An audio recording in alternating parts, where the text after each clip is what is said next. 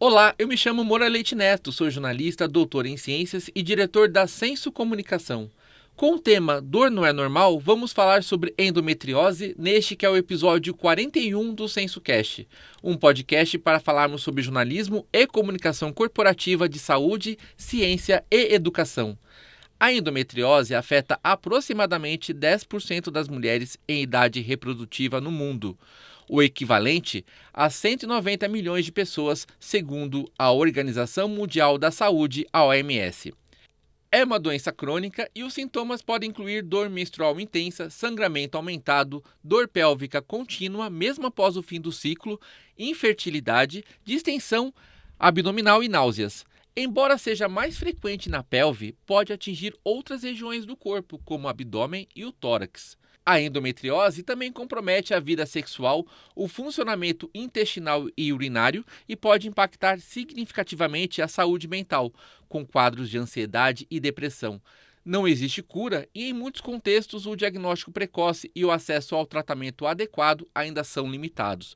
Por isso, comunicar corretamente sobre a doença é fundamental para evitar a normalização da dor e reduzir consequências de longo prazo. Para aprofundar esse debate, recebemos dois convidados que uniram experiências para escrever o livro Dores Femininas, a jornada humana de um médico contra a endometriose. São eles Rubens Paulo Gonçalves Filho, ginecologista e obstetra, mestre em Ciências da Saúde pelo Centro Universitário da Faculdade de Medicina do ABC, onde atualmente cursa o doutorado, e MBA em Gestão de Saúde pelo IBMEC de São Paulo. Também é docente da pós-graduação internacional em cirurgia robótica do Einstein Hospital Israelita. E Cristiane Segato, jornalista especializada em saúde e mestra em gestão da saúde pela FGV. Fez carreira como repórter especial e editora do Grupo Globo, passando pela revista Época e jornal O Globo. Também atuou no jornal O Estado de São Paulo e na Abril, e foi colunista do UOL. Recebeu 15 prêmios nacionais e internacionais de jornalismo, entre eles 2 prêmios ESSO na categoria Informação Científica, Tecnológica e Ambiental. Atualmente, Cristiane escreve livros sob encomenda, produz conteúdo sobre saúde e participa de eventos como moderadora.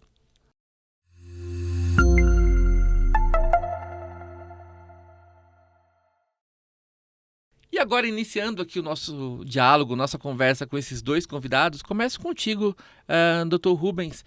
O livro mostra que existe uma banalização histórica da dor feminina e ela ainda impede que o diagnóstico seja mais precoce, né, da endometriose. Como que você enxerga hoje a urgência de romper esse silêncio no consultório e trazê-lo para o debate público? Obrigado por estar conosco. Muito obrigado. O mundo talvez esteja num momento favorável para que assuntos considerados em outras épocas tabus sejam conversados, né? Eu acho que o que a gente observa é que as pessoas estão talvez mais libertas e mais à vontade para expressar os seus sentimentos nos países, obviamente, democráticos, mas eu percebo um movimento de sociedades na forma de talvez deixar os seus cidadãos mais à vontade para falar sobre os aspectos da sua vida. De forma que eu acho que, principalmente as mulheres, se sentem mais à vontade que os homens, sempre foi assim, para exporem talvez os seus problemas, as suas fraquezas, principalmente para quem as atende, para os médicos. Ao longo das décadas, dos anos todos, a gente percebe uma evolução das sociedades em relação às posturas, apesar de ainda machistas, mas eu acho que as mulheres tiveram um ganho muito grande ao longo das décadas, nesse sentido, né? Então, como a dor relacionada à menstruação, ela sempre foi tida como algo normal, e as mulheres sempre ouviram que era normal doer, era assim mesmo, gerações e gerações de mulheres de uma mesma família tendo que conviver caladas às vezes, porque quando se queixavam ou quando se queixam são tidas como frescas, como alguém que não quer trabalhar. Eu acho que hoje em dia a mulher pode se sentir mais à vontade para falar isso, inclusive no ambiente profissional. Eu acho que talvez a gente tenha evoluído um pouquinho. Eu atendo mulheres há 31 anos. Percebo que ainda há no ambiente profissional para a mulher muito machismo, muita incompreensão, mas a gente percebe algumas empresas mais compreensivas, principalmente do ramo de tecnologia, não sei por que motivo, mas a gente está numa época em que a mulher deve falar o que ela sente. Outro sintoma da endometriose, que é a dor na relação sexual, talvez seja algo que constranja um pouco mais a mulher para ela falar. Porém, quando você, como especialista, na consulta que é o foro adequado para conversar sobre isso, você faz a pergunta, vem a maioria das vezes uma resposta de que também tenho essa dor, né? Então eu acho que talvez o livro venha num momento de uma bandeira de liberdade para a mulher nesse sentido. Vamos falar sobre o que me incomoda, não só dor, né? A mulher precisa colocar. Eu acho que a sociedade está um pouco mais preparada para, em certo aspecto, apesar da gente ver ainda algumas iniciativas mais machistas ou de incompreensão. Mas Sim. acho que é um momento favorável. Sim. Cristiane, também muito obrigado. Um imenso prazer tê-la aqui, também como convidada, né, participando aqui deste episódio especial. Cris, você é uma jornalista de referência em saúde, né? Você já havia produzido, antes de trabalhar com esse livro, em várias pautas, né? Sua experiência grande em saúde. Mas especificamente sobre endometriose, qual era o conhecimento que você já tinha antes de encarar esse projeto e o que mais chamou sua atenção nele para, junto com o Dr. Rubens, escrever aqui esse livro, aqui, o Dores Femininas? Uhum. Bom, em primeiro lugar, agradeço muito pelo convite. Você sabe o quanto eu admiro a sua trajetória, Obrigado. A sua história toda, o seu profissionalismo. Então, agradeço demais por essa oportunidade. Olha, eu sabia muito pouco sobre endometriose. Eu já havia escrito uma ou outra reportagem pontualmente, mas sabia muito pouco. Esse convite me surgiu, quer dizer, uma amiga soube do projeto do Dr. Rubens e me perguntou se eu já havia escrito livros. Eu disse, olha, não, eu já tive outros convites em outros momentos, mas eu nunca tinha encarado essa jornada de escrever livro. E aí, quando eu fui conversar com o Dr. Rubens, eu achei que era um propósito muito bacana, assim, sabe? Eu percebi... no primeiro café ali que a gente teve, percebi quão genuína era essa proposta dele, né? Quanta vontade ele tinha de levar, de disseminar informação sobre essa doença. E percebi que também era uma pessoa muito afável, né? Porque como é um projeto longo, precisa ter uma liga, né? Entre quem escreve e entre a pessoa que está liderando o projeto, a pessoa que vai ser entrevistada, porque é uma convivência longa, né? São várias entrevistas ao longo dos meses, então é necessário que exista essa relação boa.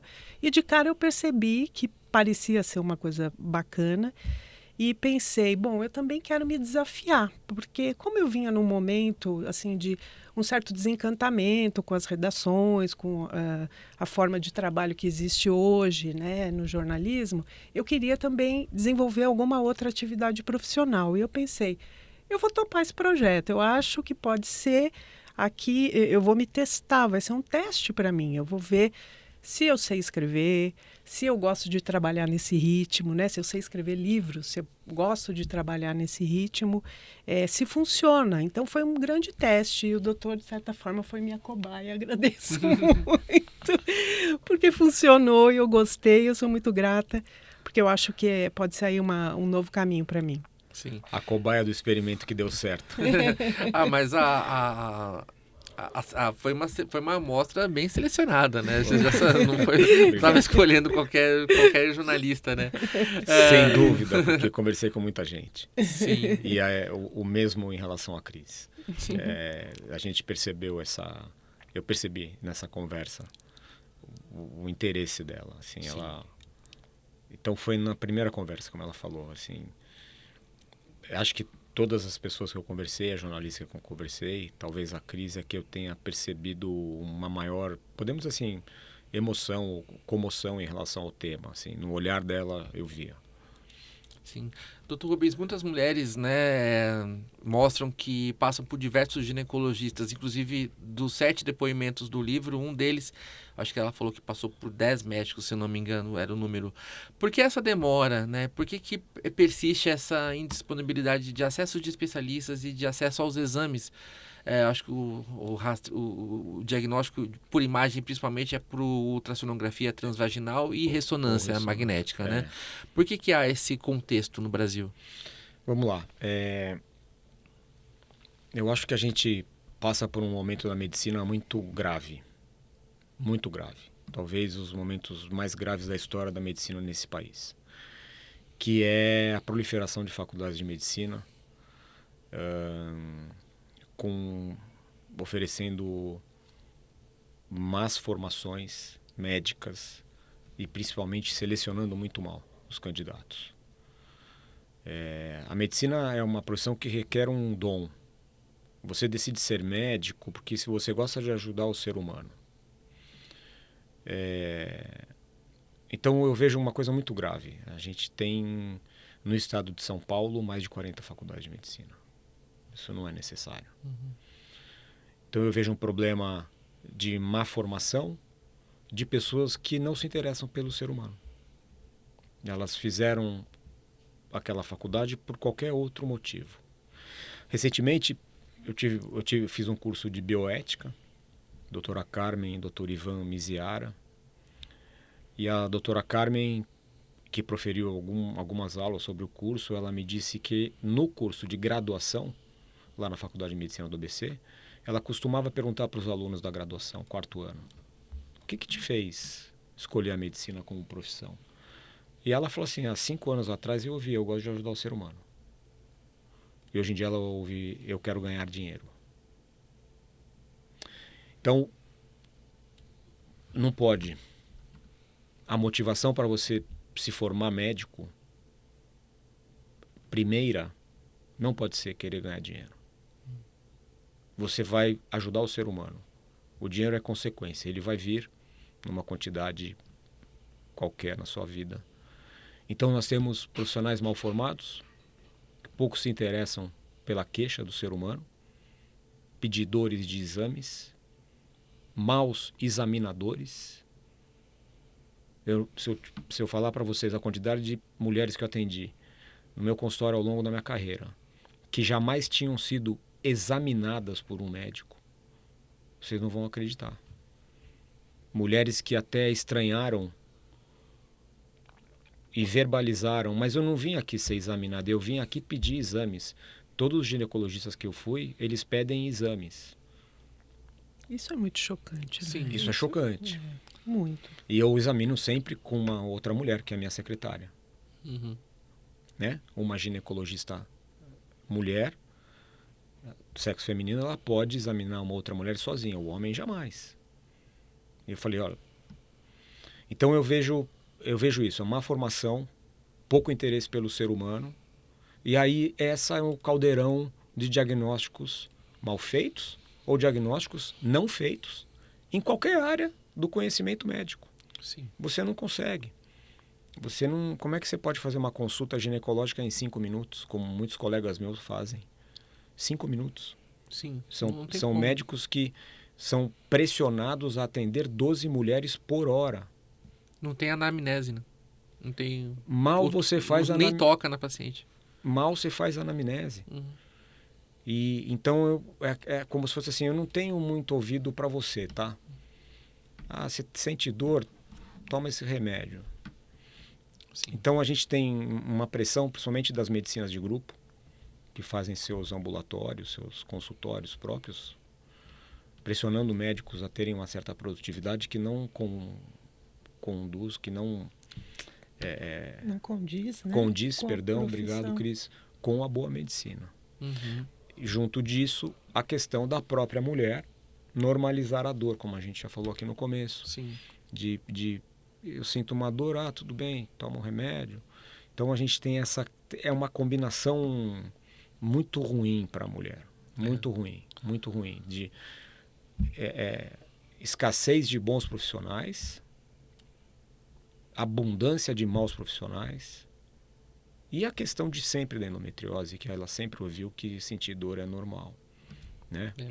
Então, você vê, só para concluir, eu faço 56 anos de idade segunda-feira.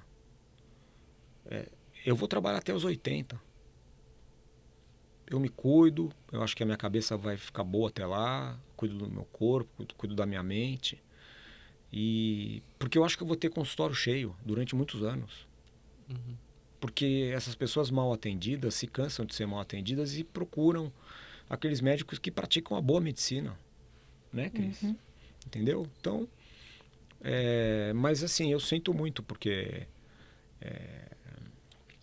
a formação médica está muito complicada. Agora, infelizmente, temos os títulos de especialistas que sempre foram concedidos pela Associação Médica Brasileira, Ministério da Educação e Cultura, títulos de residência, com programas de residência que o médico recém-formado tem que cumprir, porque a residência né, a especialidade. Agora tem uma nova associação médica aí que vai conceder título de especialista sem nenhuma obrigação do médico mostrar que ele é apto para aquilo. Então é muito ruim. Isso é muito triste. Eu vejo com muita preocupação. Não para mim, porque eu, graças a Deus, faço parte de um outro grupo. Sim. Mas no próprio Instagram a gente vê colegas que são médicos no Instagram e sendo procurados e quando você vê a medicina praticada é muito preocupante. Sim. Você trouxe a questão da dor, né, não ser normalizada e o trecho, né, dor todo mês não é normal, aparece em mais de um momento no livro, né? Sim. Como que é trabalhado isso? É explicado para a mulher, olha, não é normal você sentir dor, né? Não normalize isso. Sabendo que isso é um contexto cultural, né? De sempre se carregou na mulher, que a mulher estaria mais pronta para receber dor. Acho que isso até anestesistas tem um pouco esse muitas vezes tem esse conceito errado. E principalmente a mulher negra tem culturalmente de se imaginar que ela recebe mais dor, ela consegue absorver mais dor. Como é que isso é trabalhado com elas? A melhor forma de trabalhar esse assunto com uma mulher é você entender que quando ela chega ao consultório se queixando de dor, o médico tem que entender que ela já passou por estágios dessa dor não tão intensos, que ela tolerou, e que quando ela procura o médico porque ela sente muita dor para menstruar ou muita dor nas relações sexuais, principalmente na profundidade da penetração vaginal, porque as lesões endometriosas profundas estão ali atrás do útero, entre o útero e o reto, né? Então a primeira coisa é você entender que ela já sofreu demais. Sim. Então esse ouvido médico para paciente com dor, eu tenho muito treinado há muitos anos. Eu coordenei durante 12 anos na Faculdade de Medicina do ABC um ambulatório que se chamava Dor Pélvica Crônica. Que inclusive até aumentou a adesão quando mudou esse nome, né? Tá esse trecho no livro. Na verdade, sim, porque veja bem, eu recebia no ambulatório de ginecologia mulheres que tinham problemas de constipação intestinal. Sim. Eu recebia mulheres que tinham problemas de bacia, dores musculares ou dores dos ossos da bacia, articulações do quadril inflamadas. Eu recebia mulheres que tinham questões de dores de origem urinária, urológica. Eu recebia mulheres que tinham dores de origem de fibromialgia, uma doença que provoca dor em articulação, ou mulheres que tinham feito cirurgias fora da área da ginecologia e que deixaram sequelas. Então, foi um tempo muito bom, porque a minha cabeça, a dor pélvica, ela tem 33 diagnósticos diferenciais. Alguns estão dentro da ginecologia, o mais frequente é a endometriose. E depois nós mudamos para ambulatório de endometriose, né? E aí a rede de encaminhamentos das UBSs, que nós éramos um centro de atenção terciário, né? A rede já percebia. Então, primeiro ouvir. Então, voltando na sua pergunta, ouvido treinado. Entender que quando a mulher se queixa de dor, se fosse um homem, ele já estava pedindo para ser internado. Pedindo morfina na veia. Sim. E aí, você tem a anamnese da dor. Você tem perguntas que você faz para a mulher sobre tipo de dor, fatores de melhora, fatores de piora, fatores que acompanham. E aí você tem uma coisa muito importante, Moura, que é o alinhamento do entendimento da intensidade da dor. Porque olha só, quando eu falo para você, Moura, eu posso falar assim, olha, Moura, eu tô com uma dor muito forte no meu pulso. Eu posso falar assim, Moura, eu tô com muita dor. A minha expressão facial e corporal, falando de que eu estou com uma dor muito forte no pulso, te causa uma impressão, e o seu termômetro da dor, ele é ativado e você faz a leitura da intensidade da minha dor baseado na minha expressão corporal, facial, se eu me curvar, se eu começar a chorar, se eu começar a gritar. Isso te faz tomar uma atitude de, não, vem aqui, eu vou te ajudar, tem um pronto-socorro ali do lado, eu vou te acompanhar até lá. Certo? Só que quando uma mulher chega no consultório se queixando de muita dor, ela já chorou na casa dela, ela já se encolheu na casa dela, ela já entrou. Eu tenho pacientes que entram na banheira com água morna e ficam em posição fetal. Porque alguém falou que o calor local, e a verdade, alivia. No consultório isso não acontece. Certo? Porque isso ela fez sozinha. Ou na presença de uma pessoa que... ela é fresca. Não? Você faz isso todo mês, você quer chamar minha atenção. Qualquer pessoa que conviva com ela. Então, no consultório médico, sabedor de que quando a mulher nos procura, ela já está sofrendo muito, de qualquer forma, você precisa alinhar. Porque quando ela fala muita dor, eu uso o meu termômetro de muita dor. Só que cada pessoa tem a dor percebida de forma diferente. Concorda? Sim. Então você tem a escala visual analógica de dor. Já ouviu falar? Sim. É aquela escala que vai de 0 a 10, que tem as figurinhas dos rostos, né? Que vão do azul bem clarinho até o vermelho bem escuro. E aí 0, 1 e 2 é um amarelo, um azul claro. 3, 4, 5 já é um amarelinho. Aí depois 6, 7 já é um laranja. 7, 8 um laranja escuro.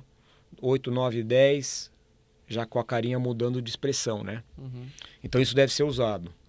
Né? Isso é muito utilizado na pediatria, né? Em pronto-socorros infantis.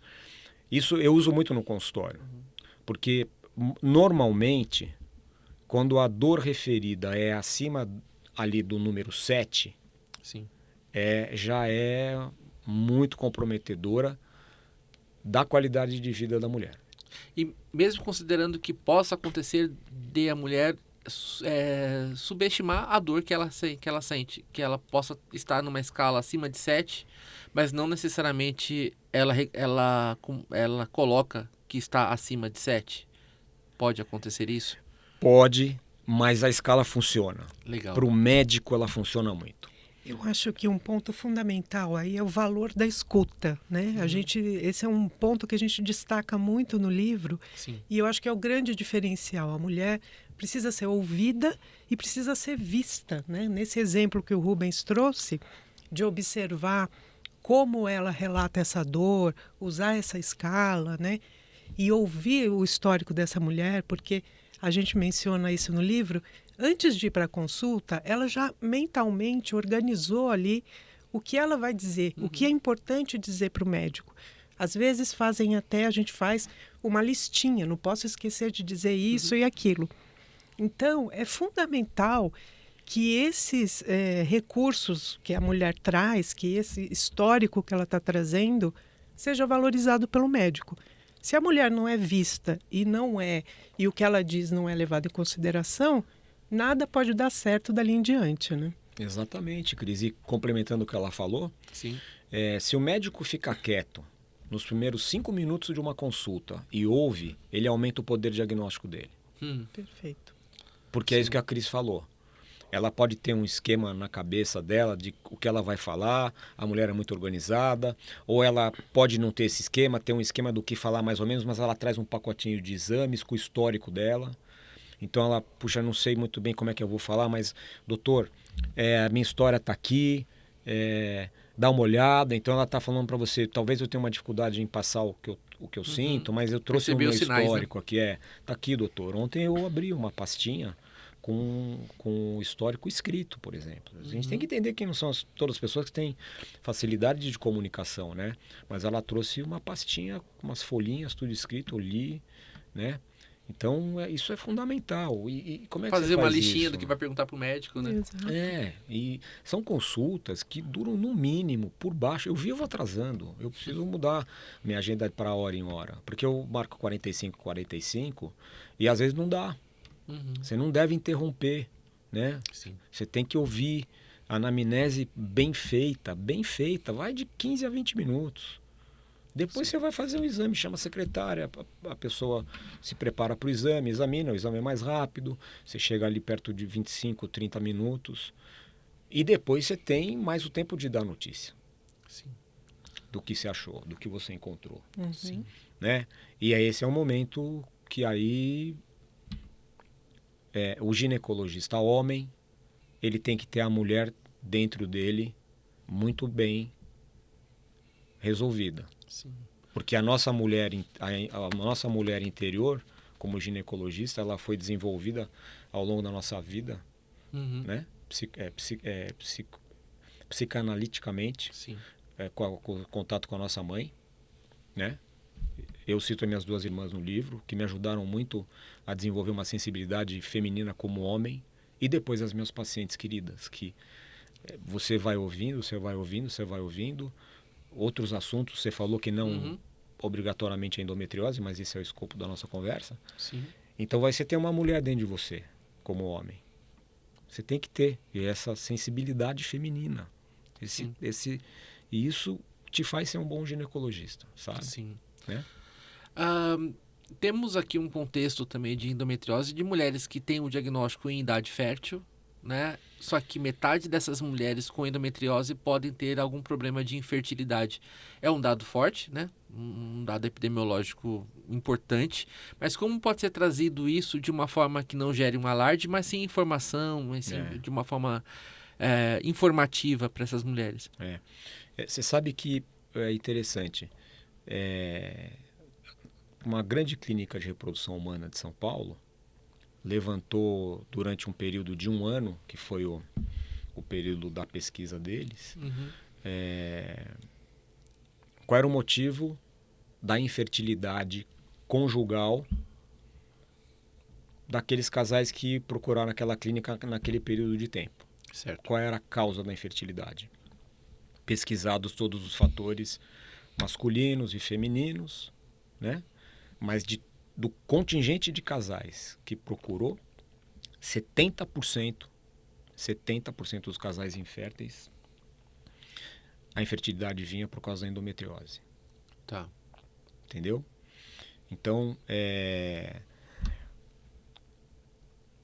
podemos dizer que até 70% dos casais inférteis têm endometriose e mais ou menos 50% das mulheres com endometriose têm infertilidade. Tá. Percebe? As proporções são diferentes. As proporções são Sim, diferentes, sim. né? Mas, te respondendo, essa mulher, ela já chega à consulta preocupada porque ela está tentando engravidar e não consegue. Normalmente, é após 1 ano que essas consultas de infertilidade, elas são feitas, elas acontecem. Então a mulher já chega estranhando, o casal já chega estranhando. E aí eu acho que é uma consulta que deve vir o casal, sempre. Sim. Muito bem. Quando você faz o diagnóstico de infertilidade no consultório e exclui outras causas, masculinas e femininas, de alguma forma, ela quer uma resposta para a dificuldade para não engravidar. Se você colocar isso de uma forma cuidadosa, eu já ouvi, ai doutor, pelo menos agora eu já sei o que eu tenho. E a mulher, ela vem em mim e fala, e agora doutor? Quais são os próximos passos? A informação traz um... Pode ser uma coisa ruim, mas ao mesmo tempo ela traz né, um próximo passo, né? Isso acontece, esse alívio por acharmos um diagnóstico e ela tem uma explicação que foi dada por você e ela quer saber os próximos passos. E vem junto sempre aí as outras preocupações. Mas eu vou conseguir engravidar naturalmente? No grau que está a minha endometriose, vai ser necessária uma cirurgia?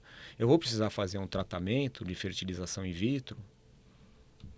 Agora, também tem o contrário, né? Ainda que você coloque com cuidado, tem paciente que cai no choro e que a vida acabou e que ali você está dando uma sentença de infertilidade eterna, que ela não vai conseguir ter filhos, né? A questão é que você precisa colocar que ela vai conseguir engravidar e muitas vezes não da forma natural e que os tratamentos estão aí, você conhece clínicas de reprodução aqui pela cidade. E que ela pode fazer um tratamento e ter o filho que ela quer, entendeu? E aí por questões culturais, religiosas, tem pacientes que por questões religiosas não fazem e já ouvi, olha doutor, eu não vou fazer tratamento para engravidar nenhum, porque a minha religião não me permite, eu acredito que se Deus não quer, eu não vou ser mãe. Você tem que respeitar, né? Claro. E eu acho fundamental lembrar que a infertilidade é sempre conjugal, né? O Dr. Rubens menciona, tem um capítulo sobre isso, quer dizer, não interessa se a questão é o fator masculino ou o fator feminino, né? Aquilo o problema não é só de Maria, é de João e Maria, né? O Dr. Rubens coloca isso no livro, eu achei bem interessante esse capítulo, porque é essa mudança de chave que precisa haver. A mulher não pode carregar esse peso sozinha, mais esse peso, né? Quando a questão de base é a endometriose. Bem interessante isso. A gente tem o testemunho de uma paciente que ela foi abandonada pelo noivo. Sim. Foi abandonada, tinha planos de casamento. Com doenças crônicas isso acontece muito, né? A paciente... O câncer e também. outras. Elas deram um testemunho, assim, foi muito bacana, né? Para ajudar, para que outras mulheres vejam que não estão sozinhas, né? E as 7 foram muito, cada uma com a sua história, foram agiram com muita caridade, assim, sabe? Vou falar aqui a minha história. Então, uma delas passou por 10 e foi abandonada pelo noivo, tinha planos de... E aí uma pessoa que leu o noivo que podia causar infertilidade, ele falou, não, eu quero ter filho, você não vai conseguir, terminou o noivado. Ela ficou traumatizada, ela desenvolveu depressão. Então, assim, diante de tanta gente, durante tantos anos, contando história... Ela teve um livramento, na verdade, né? Sim, exatamente. Por outro lado. Assim. Isso não é um parceiro, né? Então, durante tantos anos ouvindo esses testemunhos, praticando cirurgias para quem precisa de cirurgias e ouvindo histórias tristes de demissões do trabalho, de preconceito dentro da própria família, esse livro foi escrito. sabe, Moura? Eu tenho meus consultórios privados e o consultório no Hospital Mário Covas, em Santo André, onde é o serviço de endometriose da Faculdade de Medicina do ABC, da disciplina de ginecologia. Sim. Mas aí eu falei assim, gente, dá para fazer mais. Eu não gosto de falar o caso, né? A médica que eu atendi em 2024, que tinha uma endometriose terrível, tomava toda a cavidade abdominal, inclusive o diafragma. Sim. Músculo da respiração. A endometriose pode se espalhar, né? Como você falou na introdução. Eu fui para minha casa assim, tão triste. Eu falei, gente, tem que sair alguma coisa. Tem que fazer mais. Tenho que fazer mais, tenho que fazer mais. Eu acho que um livro é a participação assim em programas como o seu, que as pessoas vão ter acesso. É uma forma da gente chamar atenção, porque o objetivo é que cada um que veja o SensoCast ou leia o livro se empodere como agente transformador. Sim. Você imagina que se você morar, uma pessoa que mora em um prédio, ela sobe no elevador todo dia no mesmo horário, algumas vezes no ano, com uma mãe, com uma adolescente chorando, abraçada na mãe, e a mãe fala, essa menina ela reclama de dor todo mês, quando menstrua, agora eu fui buscar na escola, não sei quantas vezes eu já fui buscar. Você imagina que essa pessoa lê o livro? Você não pode transformar, né? Pode transformar. Então, o propósito é esse, eu vou fazer alguma coisa que possa ser transformadora. A gente não sabe o quanto vai ser transformador, a gente espera que seja. Mas quando eu conversei com a Cris, na primeira conversa, foi isso. A gente precisa transformar, a gente precisa chegar nas mídias, a gente precisa chegar nos programas porque ainda no SUS você tem uma capacidade de encaminhar, principalmente nas escolas médicas, nos hospitais universitários, nos serviços universitários que têm os seus ambulatórios, pode chamar endometriose e dor pélvica crônica, né? Sim. Cris, no livro, né, como já foi falado, foram 7 depoimentos de pacientes, né, que você contextualiza ali. E houve a opção, né, editorial de não se colocar o nome completo dessas pacientes. Quais foram os fatores de decisão assim, para essa opção? Então, você sabe que como jornalista, eu sempre acho que a gente deve publicar o nome completo das pessoas, né? Eu mesmo como leitora, eu não gosto nem de pseudônimo, nem de iniciais, sempre me passa a impressão de que talvez uma impressão de menos credibilidade. Então, num primeiro momento, a gente havia colocado o nome completo e até foi enviado assim para a editora, estava nessa fase. Só que aí a assessoria jurídica do Dr. Rubens levantou alguns pontos em relação à LGPD, uma preocupação, porque a LGPD, dados de saúde, questões de saúde do paciente são dados sensíveis. E um médico pode divulgar esses dados, caso haja consentimento, mas esse consentimento é revogável. A qualquer momento, a pessoa que deu o consentimento pode desistir daquele consentimento que deu. Então, havia essa preocupação de que talvez, se acontecesse, havia esse risco. Se em algum momento uma dessas pacientes se sentisse prejudicada numa empresa, qualquer situação, e falar, olha, me arrependi, porque as pessoas têm direito, segundo a LGPD, têm direito ao arrependimento. Ela poderia se arrepender de ter dado aquele depoimento. E talvez o Dr. Rubens pudesse sofrer algum processo, ou mesmo a editora e tal. E além disso, também tem uma norma do CFM recente que trata, que não permite que o médico revele casos nos meios de comunicação, casos reais das suas pacientes. Então, há uma discussão, mas um livro pode ser considerado um meio de comunicação, então haveria essa discussão. Mas por cautela, optou-se então por usar só as iniciais. Anonimização. Mas os depoimentos são absolutamente reais, verídicos, e enfim, essa é a história delas. E nesses depoimentos reais, né, como já falamos aqui, fala-se do impacto da endometriose em laços de trabalho, afetivos, enfim, laços diversos da vida dessa mulher.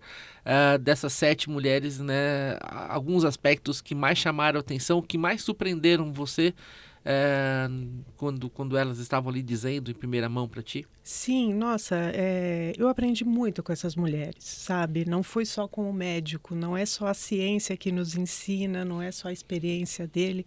A experiência da paciente é muito importante. Então, elas me ensinaram demais. Desculpa. E algo que, das várias histórias, eu percebi em um dos depoimentos até uma tendência à autossabotagem. Então, assim, a paciente, a mulher que tinha ali a sua carreira profissional, surgiu uma chance de uma promoção e ela ficou pensando, mas será que eu posso aceitar esse cargo, essa promoção, na minha condição?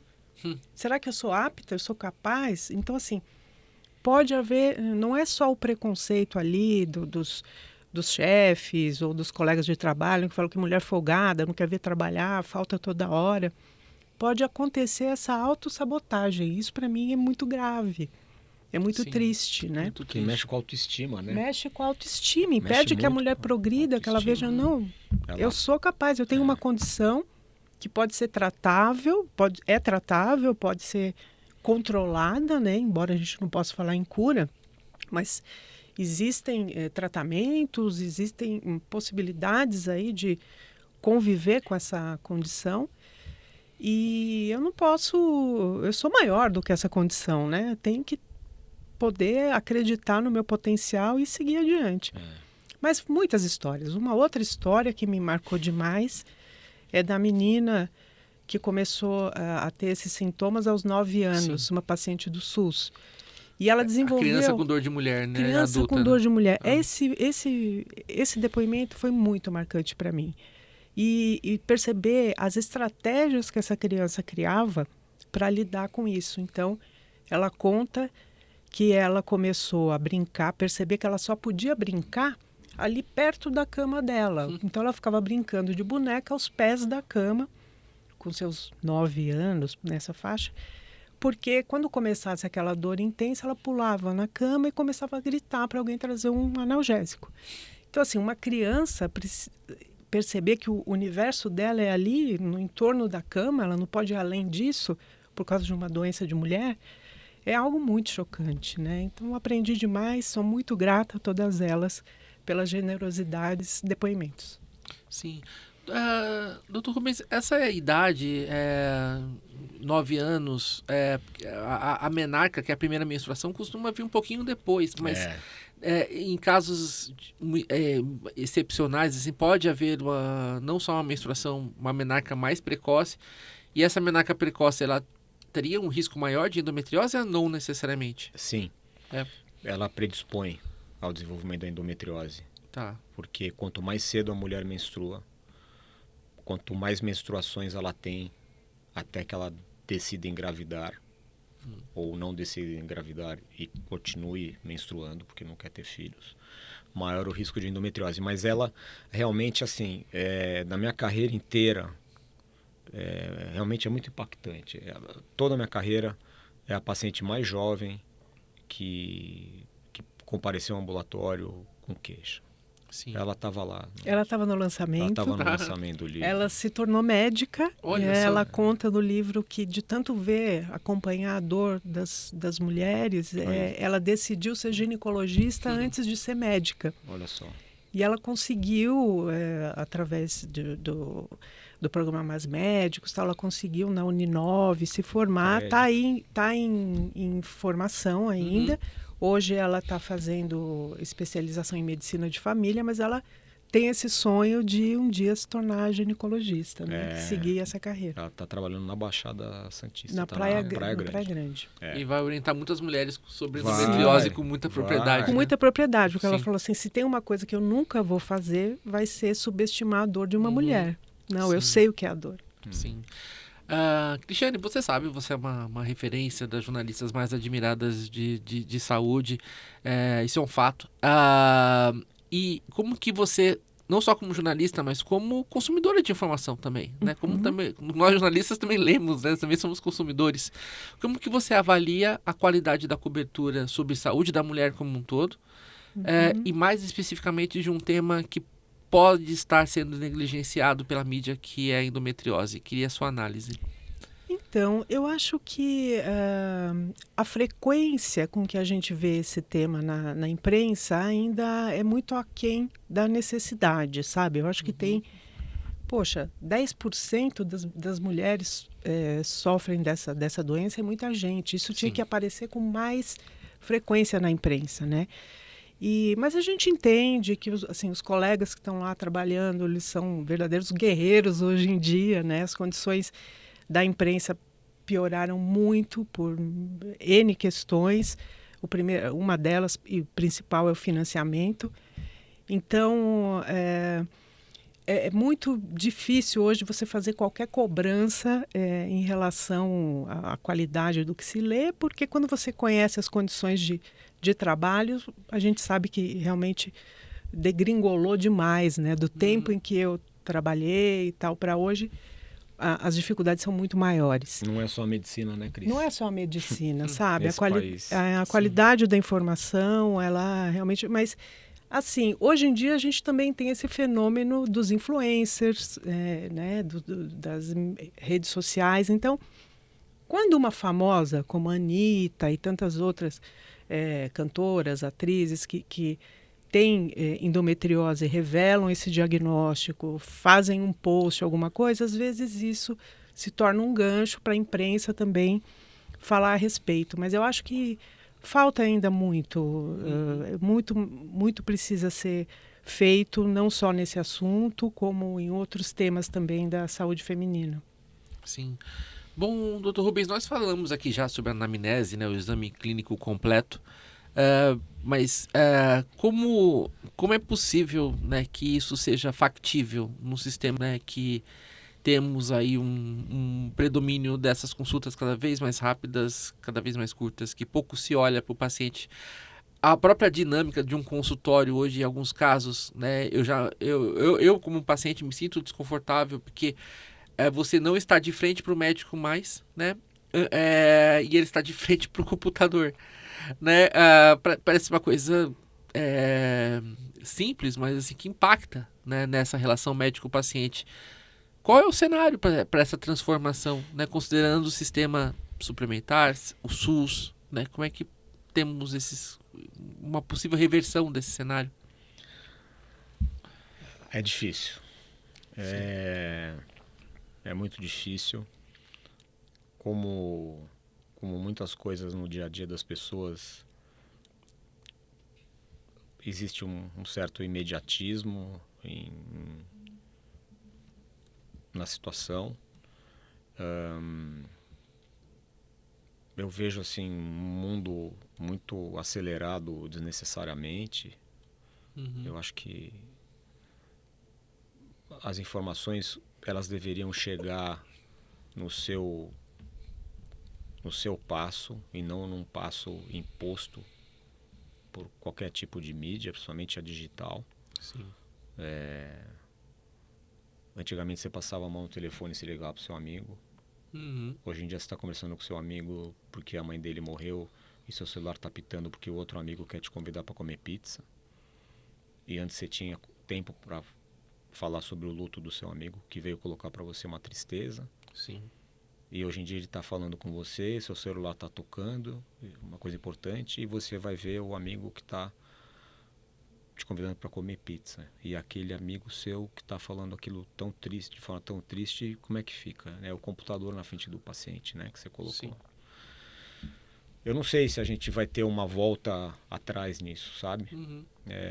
Eu não sei se a gente vai ter uma volta atrás nesse excesso de... Eu vejo um excesso, poderia chamar talvez de comunicação, atrapalhando o vínculo entre as pessoas, né? E talvez esse imediatismo que eu tenha citado seja porque as coisas chegam a você sem você programar que você quer receber. Você não programou, chegou. Portanto, sem você esperar, né? Então, é muito sério, é muito grave. Eu teria que partir, o movimento teria que partir das próprias pessoas, se sentirem assim, atingidas por isso, e elas mesmas se monitorarem, né? Sim. Em relação a isso. Tirar um pouco o pé, silenciar, conversar mais. Então eu acho difícil, eu não sou muito otimista em relação a isso, não. Sim. Por isso que eu acho também que o livro ele pode ser muito útil. É uma forma de que essas mulheres tenham acesso à informação de qualidade, não só elas, mas as pessoas que convivem com elas, os parceiros, os parentes, os chefes, né, os empregadores. E é um canal de comunicação. Quer dizer, se isso não chega pela mídia, se a coisa chega distorcida, então está aqui um livro que traz informações que pode ser útil a muita gente e que também pode ser útil até aos próprios médicos que não têm o conhecimento específico. Vou dar um exemplo de uma informação muito simples que aparece nesse livro que pode fazer todo o diferencial no diagnóstico. Se um médico desconfia de endometriose, ele deve pedir uma ultrassonografia transvaginal com preparo intestinal. Olha que detalhe. Sim. Porque se não tiver o preparo intestinal, as fezes podem... E a visualização. A visualização. Aí ele vai pedir um ultrassom transvaginal sem o preparo, aquilo vai voltar um exame normal para ele vai dizer para a mulher, você não tem endometriose, volta para casa. Mas o clínico, o ginecologista tem que ter essa informação. E a própria paciente. A própria paciente se empoderar disso. Sem dúvida, tem que saber. E complementando, indo mais direto à pergunta anterior, que eu não respondi, infelizmente a formação médica está complicada. A formação do especialista em diagnóstico por imagem de endometriose é muito falha também. A gente não tem incentivos das universidades para que tenha um setor dentro do setor de radiologia geral, exames de imagem do ser humano, para se dedicar ao treinamento de médicos que saibam fazer uma boa ultrassonografia transvaginal com preparo intestinal, que esse é o exame mais específico, né? E depois a especificidade de 98% e 95% a ressonância com preparo. São os dois melhores, mas o ultrassom ainda é o mais específico, né? Específico quer dizer, para quem não sabe, capacidade de excluir o diagnóstico para o qual ele foi feito, né? Então, específico 98% de chance de eu ver que a paciente não tem endometriose ou confirmar, né? Quer dizer, você me corrija se eu estiver errado em relação à especificidade, mas eu acho que é essa a definição. Excluir o que não é. Então, veja bem, ele é um exame muito bom para confirmar endometriose para quem tem. Porque ele tem 98% de chance de excluir quem não tem. Se o médico pediu preparo intestinal. Que é o baixo falso positivo. Isso, baixo falso positivo. Né? Então, temos a dificuldade de treinamento de radiologistas, pouco acesso. Junte-se a isso o que a gente já falou, da má formação. Né? Os cursos hoje, para você ter uma ideia, existem cursos de diagnóstico por imagem de endometriose que são promovidos por clínicas ou laboratórios particulares que cobram, tem que cobrar, está dando o curso, usando espaço, usando equipamento. E as pacientes normalmente vêm dos hospitais de escola. Porque a gente não tem esse exame no SUS. Então, normalmente, são pacientes que são informadas de que naquele local haverá um curso para que ensinando médicos que estão se formando, como a senhora está aqui nesse ambulatório, com médicos que estão em formação, atendendo a senhora, examinando a senhora. Tem um curso oferecido para os radiologistas que estão, mas o exame será acompanhado por um médico experiente.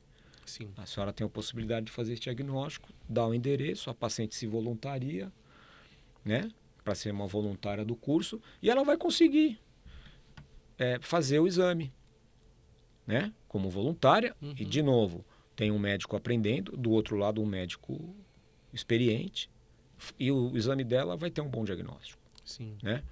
Agora, no SUS ainda falta, né? Ainda não tem, é o que a Cris falou. O SUS, você pede um ultrassom transvaginal, não vai ver lesão. Sim. Bom, com informação, a paciente chega no consultório, né? Isso facilita também o acesso ao diagnóstico precoce, que é uma dificuldade. O tratamento, ele quando é mais acessível, oferece qualidade de vida, mas não temos, de fato, uma cura para a endometriose. O quanto isso é um limitador, né? Impacta a saúde mental dessas mulheres e aquela questão, né? Temos a cultura da culpa, né? Na nossa sociedade. O quanto isso acaba gerando uma culpa, que não é uma culpa, né? Mas que elas acabam carregando isso nas costas.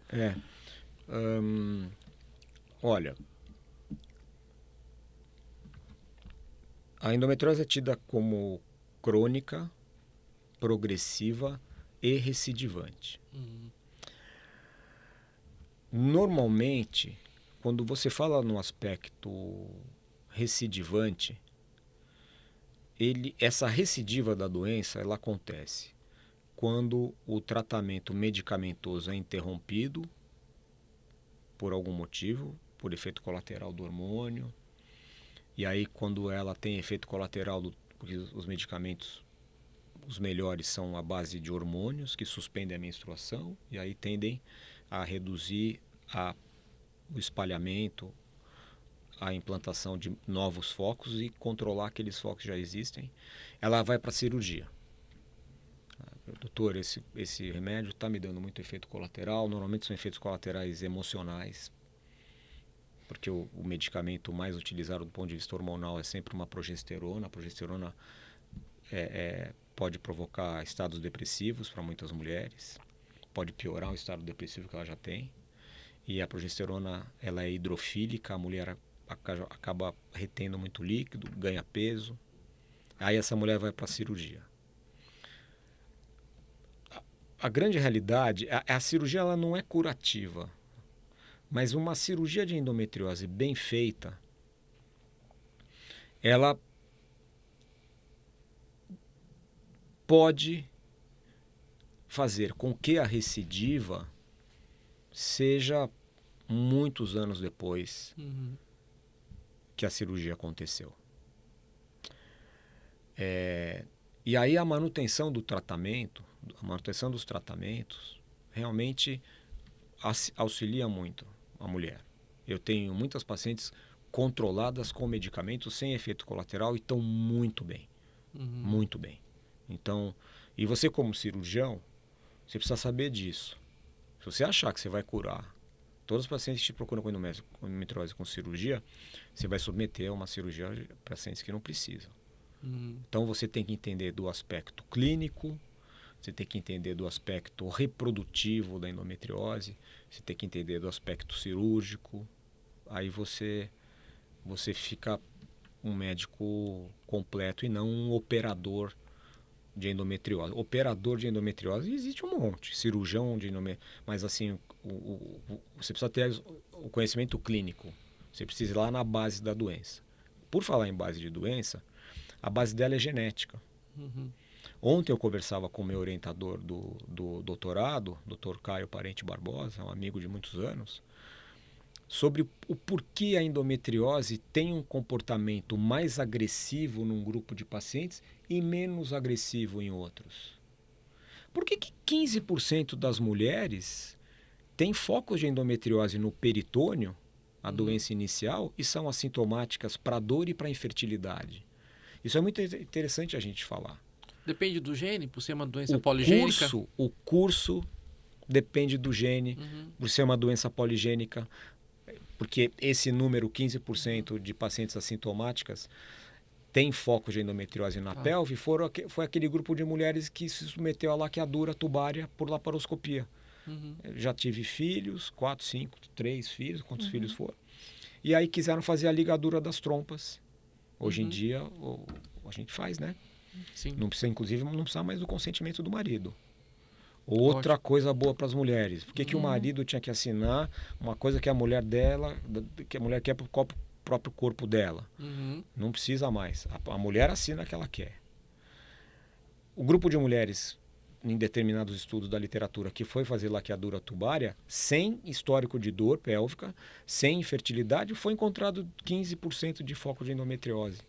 Você fez a biópsia do peritônio, mas você nunca sentiu nada. Então, esse curso, para esses casos dramáticos, essas histórias dramáticas que a gente cita aqui, muitas delas retratadas no livro, certamente é um comportamento genético.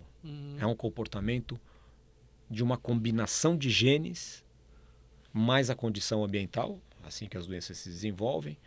Mas hoje em dia se estuda muito a predisposição genética.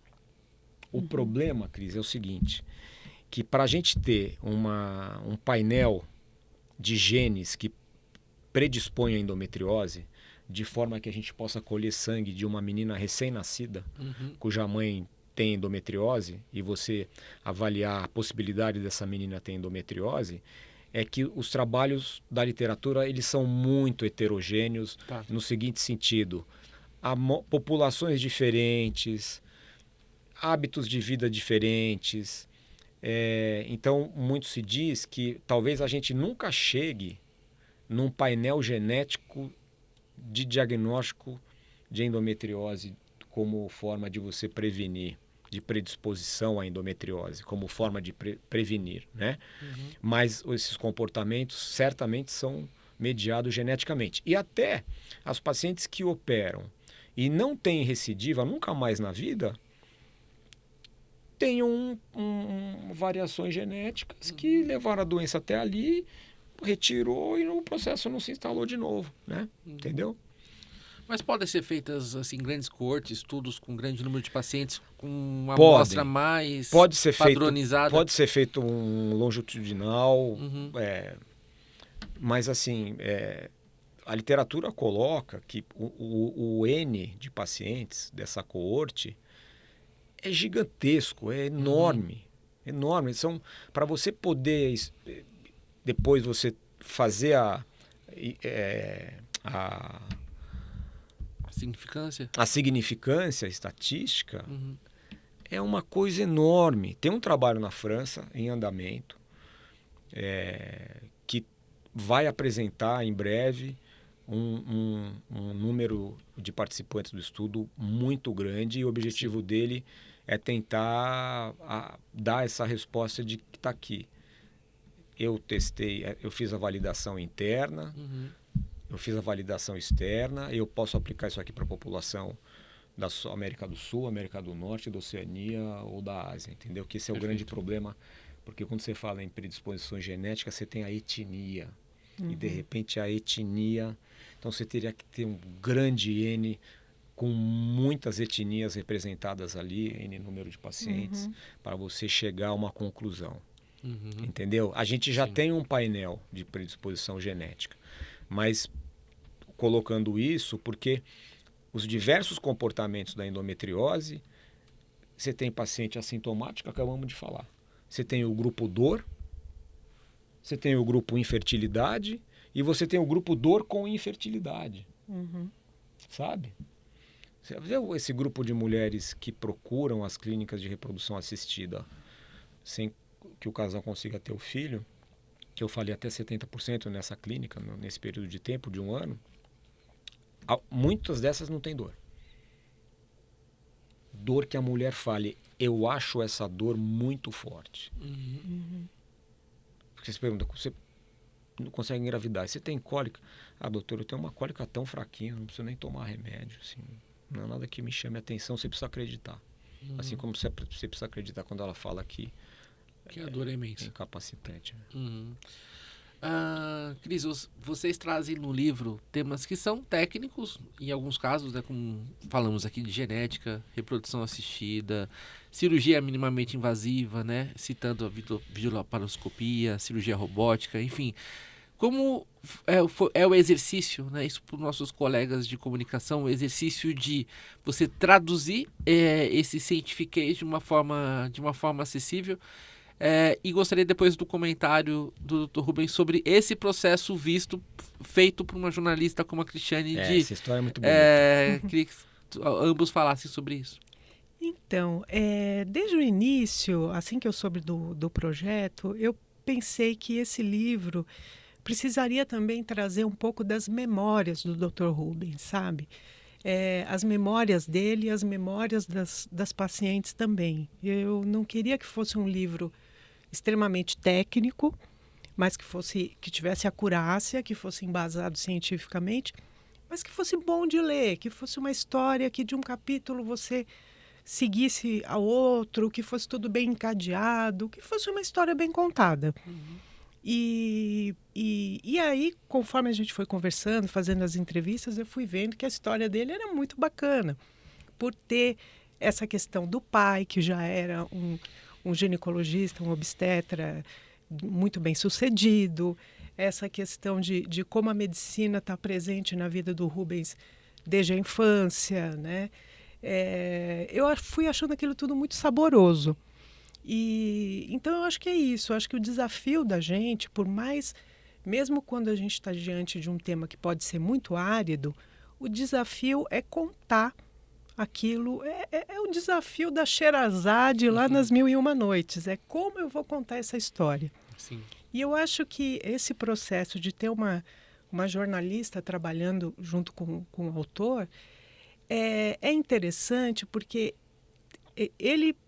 uma coisa é ele sentar e escrever a história dele. Claro, qualquer pessoa pode fazer esse exercício e pode escrever sua própria história. Mas quando tem a mediação de uma outra pessoa, o resultado final é o que daquilo que ele me contou mais me tocou. Sim. E a gente deve muito respeitar aquilo que te toca. Bom, então se aquilo que ele me contou me tocou tanto, me emocionou na hora em que ele disse... Você como primeira leitora, né? Eu como primeiro ouvinte dessa história, então tá aqui. Então isso é o meu ouro. Meu ouro é esse, então vai ser assim que eu vou contar. Isso é o que eu vou contar antes para o meu público, né? Então tem o caso do Cheiro do Éter, que é o primeiro capítulo. Que fala do pai, né? Que fala do pai, do cheiro, da lembrança, da memória afetiva que ele tinha do pai médico que chegava em casa com o cheiro do éter, né? Que ficava impregnado nos cabelos, na roupa, por causa da sepsia, né? No hospital. E quando ele me contou aquilo, ele falou, aquilo me emocionou muito, porque eu primeiro imaginei a cena, né, da criança recebendo o pai, olhando o pai com admiração, sentindo aquele cheiro. Aquilo me tocou muito. Então, é um pouco como cinema, um pouco como assistir a uma série, né? Você tem que pensar em como transmitir aquilo de um jeito agradável. E eu acho que outra questão também que pode diferenciar de um livro mais técnico, em geral, nos livros mais técnicos, os capítulos são estanques, principalmente quando são escritos por diferentes autores, né? Então, a pessoa pode ler um capítulo e não necessariamente ler o próximo, né? São coisas assim, bem estanques mesmo. E nesse livro, a gente teve a preocupação de fazer uma coisa mais fluida, com o fio condutor, que um capítulo levasse ao outro, que a pessoa pudesse ter uma experiência como a de quem assiste uma série de TV ou assiste a um filme, né? Então, eu não sei em que medida a gente conseguiu ser bem sucedido nisso, mas houve essa preocupação. Como leitor, aconteceu. E a sua visão, né, trazendo a Cris para esse processo, como que foi, Dr. Rubens?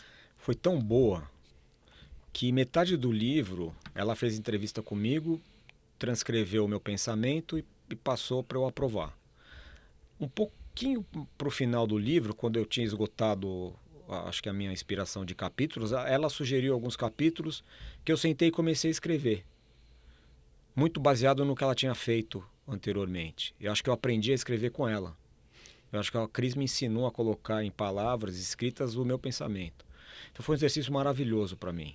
Agora eu recomendo que todo mundo tenha a Cristiane Segato quando for escrever um livro. Não dá para escrever sozinho, né?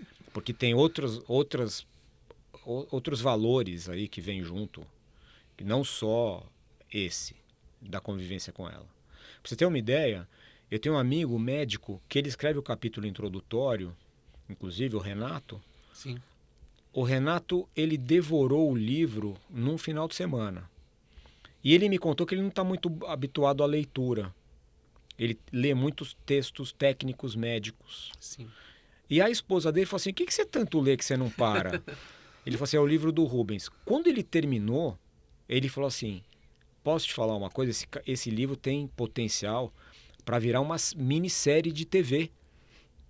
Porque eu devorei como quem devora uma série dessas que a gente assiste na TV. Um capítulo puxa o outro. Você podia pensar em tornar isso uma série de TV. Bom, estamos abertos às produtoras, né, Cris? A ideia está aí. A ideia está aí. Mas foi muito bom ter a Cris comigo. Foi muito bom. Várias pessoas vieram me falar. Minha família.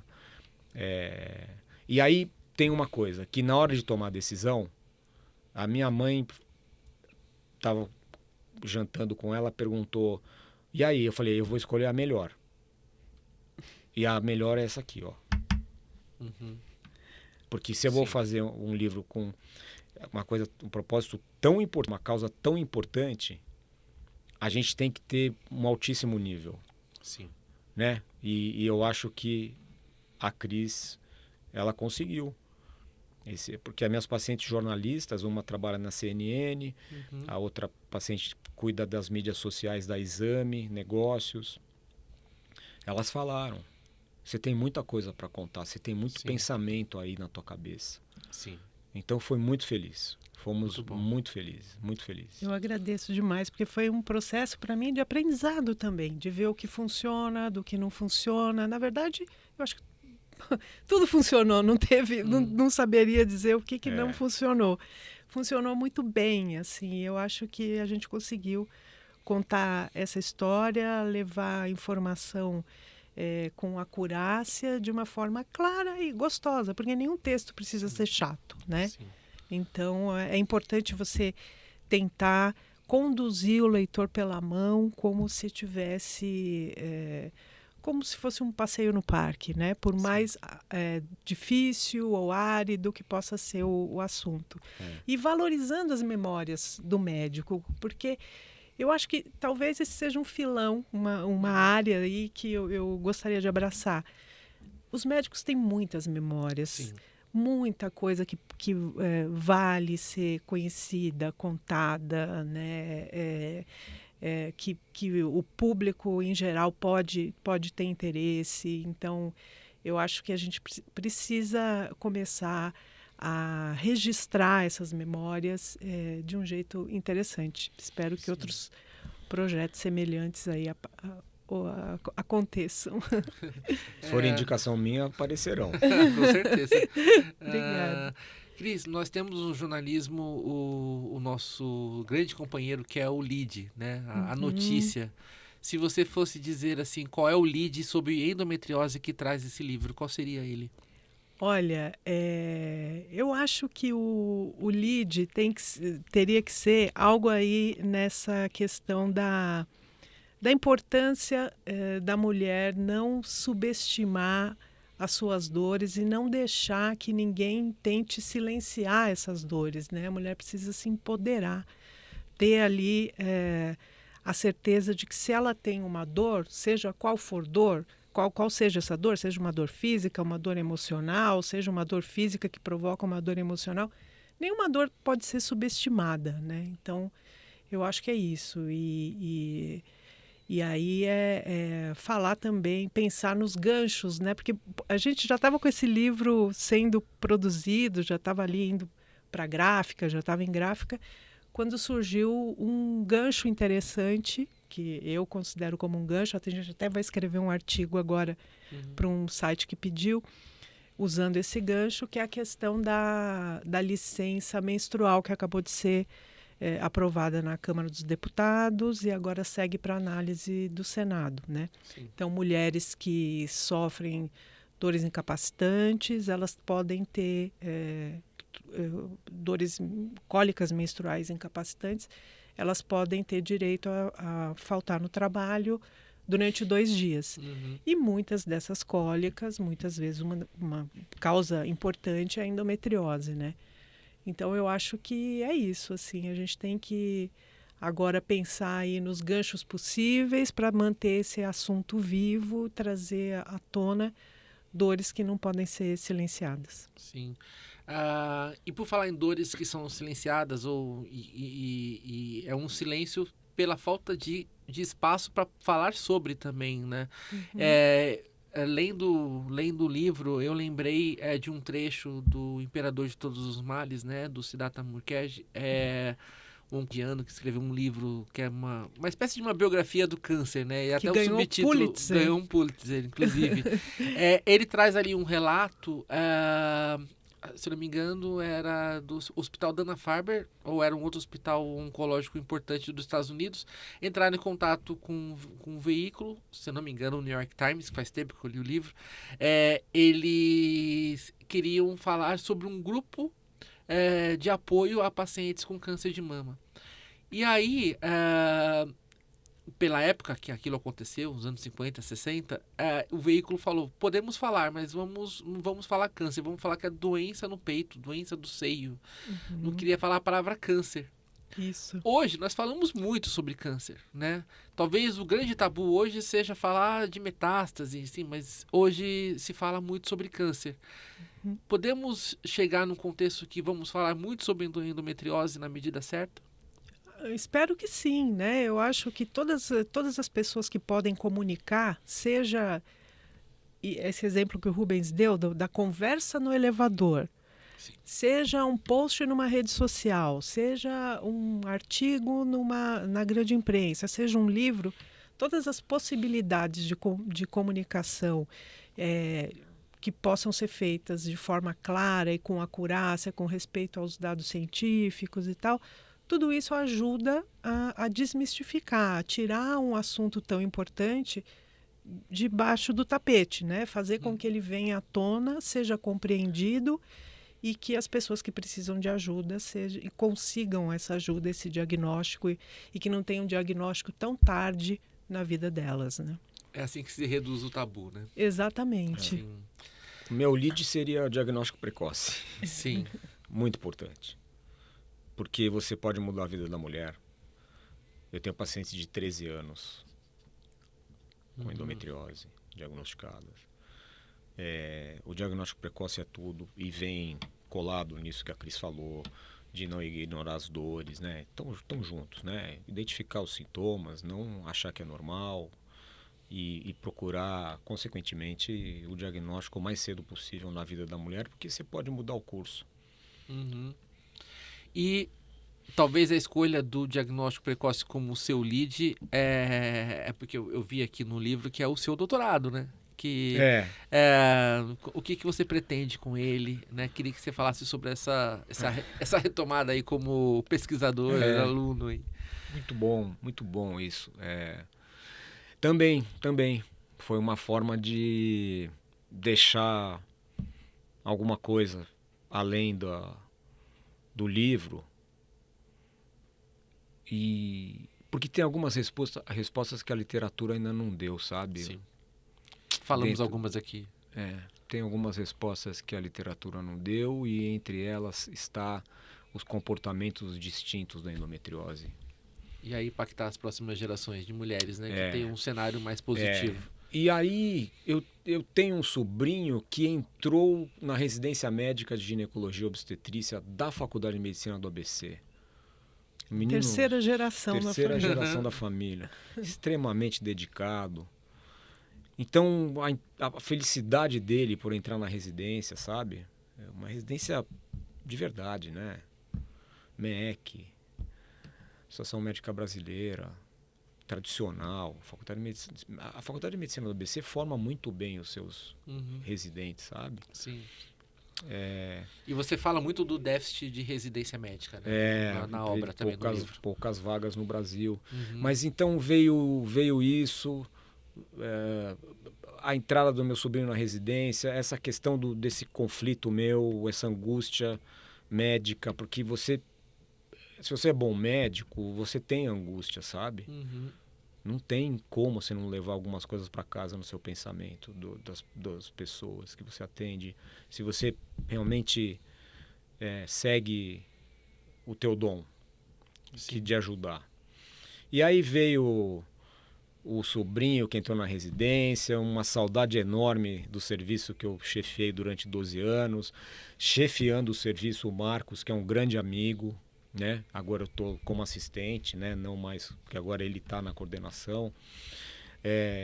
Residentes muito dedicados, todos os nossos residentes agora que terminaram o estágio da cirurgia videolaparoscópica obtiveram o título de especialista em endoscopia ginecológica.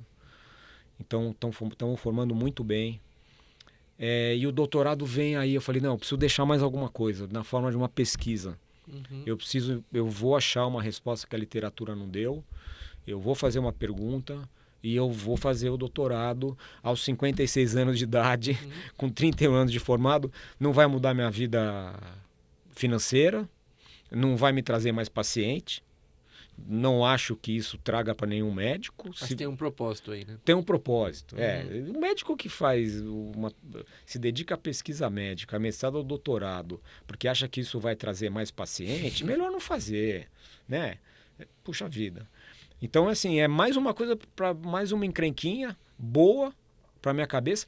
Ontem eu saí 10 horas da noite de Santo André, finalizando o curso de bioestatística e epidemiologia. Meu Deus. Aprendendo. Aprendendo. Que doutorado é para os fortes. Aprendendo os vários tipos de testes estatísticos que você aplica para as diversas variáveis que você quer estudar. Feliz da vida. Fui dormir 11 horas da noite. Hoje acordei às 5 horas, 6 horas estava no centro cirúrgico. Estamos aqui. Hoje, à madrugada, estou embarcando para Bogotá. Meia-noite e meia saiu o avião em Cumbi com um horáriozinho. Pensando no odds ratio de ontem, no Cooperman, no Wilcox, na regressão de Poisson. E aí temos 3 aulas para dar em Bogotá, 2 aulas na sexta-feira. Amanhã é quinta, eu vou estar em Bogotá, eu vou descansar e preparar, finalizar as aulas. Aí sexta-feira tem 2 aulas, sábado tem uma, aí eu pego o avião sábado, 9h30 da noite para voltar para o Brasil. Então, assim, eu estou muito feliz. Muito feliz porque, de fato, as minhas realizações estão de acordo com o propósito de transcender. Tem um termo em estatística, né? Que é quando você quer transcender, não. Extrapolar. Extrapolar é um termo estatístico, né? Mas extrapolar também pode ser usado para você dizer assim, eu quero... extrapolação de dados, né? É muito utilizado. Eu quero extrapolar, vamos falar agora. Ir além, né? Ir além, com o doutorado, com o livro, com palestras, com possibilidade de participar de programas como o teu. E a gente combinou que a gente vai junto sempre que possível, um avisa o outro do que apareceu. E a gente precisa ir junto na maior parte das ocasiões, né? Então, o doutorado, te respondendo, é mais um livro. Sim. E é um livro, né? Porque você entrega na forma de um livro. Exatamente. E agora ele tem mais uma habilidade, que ele está escrevendo. E agora eu estou escrevendo, vai me ajudar tanto no doutorado, rapaz, mas tanto. Sim. Vai me ajudar tanto. E tem uma coisa que eu me lembrei também, que a Cris colocou isso de uma forma muito bonita, né? Da verdade, né? Da verdade ser colocada, né? Você falava disso quando, em algum momento, agora um pouco antes, né? Não, tem que ser dito o que tem que ser dito, tem que ser colocada a verdade. Eu tenho muitos amigos músicos, né? Porque eu toco bateria desde a adolescência, é meu hobby. E a minha esposa é pianista. Nós temos vários amigos no meio musical, profissionais, sim. Que a gente frequenta, que a gente sai, que a gente vai ver tocar. E outro dia um deles falou assim, o músico, ele não tem que agradar a plateia. O músico, ele vai apresentar, é uma manifestação artística, que primeiro ele tem que agradar a ele mesmo. E ele tem que agir com a verdade daquilo que ele está apresentando. E passa pro outro. A plateia gostar ou não é consequência da plateia perceber que aquilo que está sendo apresentado é a verdade para o coração dele. É genuíno, né? É genuíno. Ele fez porque é a verdade dele, né? Então, estou falando isso porque ela falou um pouquinho da gente colocar ali, sem nenhum outro intuito que não fosse colocar como é que a coisa acontece. Sim. E gostar ou não do livro, ler, e eu acho que a possibilidade é muito grande, vai ser uma coisa orgânica. E aí esse livro, ele ter aí uma coisa de crescimento exponencial, né, do interesse das pessoas sobre ele, é mais ou menos, eu acho que é uma manifestação artística também, sabe? Minha e da Cris, sabe? Não deixa de ser uma forma de arte. Porque o que é uma forma? O que é a arte? A arte é você expressar de alguma forma aquilo que você sente para as pessoas terem contato. A arte do teatro, a arte da encenação, a arte da música, a arte da pintura, a arte da escultura, a arte, né, da escrita, né? Sim. Então tem também um pouco uma felicidade muito grande também, porque eu toco, me apresento, ainda que de forma amadora, você tem um retorno das pessoas, né? Sim. Então esse livro não deixa de ser uma manifestação artística minha e da Cris, sabe? Isso Sim. é muito legal, Sem porque dúvida. toca as pessoas. Sim. A arte toca, né? E eu O acho livro que vai tocar. os depoimentos também vão permitir que as mulheres que passam por esse problema se identifiquem com outras histórias, né? Elas Sim. vão ver que elas não estão sozinhas, que as histórias são bastante semelhantes e que existe solução, existe tratamento, existe acompanhamento, Sim. né? Então, é muito importante essa validação quando você lê um caso semelhante ao seu, né? Eu, antes de escrever esse livro, muito antes disso, eu acompanhava o caso de uma amiga, uma colega de trabalho do meu marido, que tem uma forma muito grave de endometriose, já passou por várias cirurgias e tal. E ela foi ao lançamento do livro, ela falou, eu estou louca para ler esses depoimentos, porque certamente a pessoa se identifica, vê que não está sozinha, enfim, e que há caminhos. Exato. Bom, agradeço imensamente a presença de vocês aqui, a participação neste episódio do SensoCast. Quero ouvir de cada um, começando por você, por favor, Dr. Rubens, a sua mensagem final. Foi um prazer te conhecer. Prazer. Conhecer o pessoal aqui do seu estúdio.